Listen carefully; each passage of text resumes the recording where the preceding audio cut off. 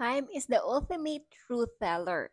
Ito ngayon ang makomento ng mga netizens sa mga naglalabasan na larawan ni na Richie Rivero at Laren Bautista na noon ay napabalitang may relasyon, ngunit mariin nila itong pinabulaanan. Ayon sa nilabas na statement ng beauty queen politician noon ay walang namamagitan sa kanila ni Richie. Si Leren ang itinuturong dahilan kung bakit naghiwalay si Richie at ang aktres na si Andrea Brillantes. Naging maingay ang pangalan ni Leren at Richie nang magbahagi ang mga ito ng larawan, video sa kanilang social media na kung saan tila may namamagitan sa kanilang dalawa.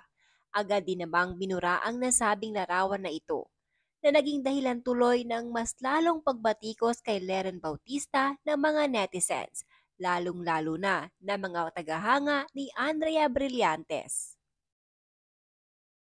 Dahil sa mga larawan ngayon na kuha ng mga netizens ay muli na namang nabuksan ng issue ni Leren May Bautista at ng basketballistang si Richie Rivero. Ayon pa sa mga nakakita, todo deny pa daw ang dalawa, lalabas naman din daw ang katotohanan. Deny-deny pa tong si Richie at Leren, no? Tapos ngayon, nag-mall at nagpapawis pa sa UPLB Freedom Park.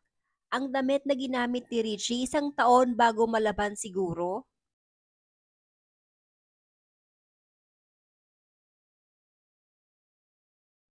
Tanggi pa si Richie Rivero na may something sila ni Konsehala Laren May Bautista. Ano ito?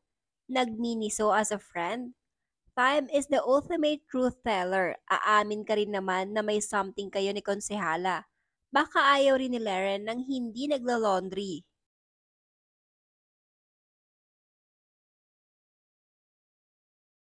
Gusto pala ni Richie sa Freedom Park sa UPLB ang jogging kasama si Laren as a friend. Tolo tanggi pa pero totoo naman pala. Bagay nga kayo parehong apologies. Kadiri ka Laren Bautista at Richie Rivero.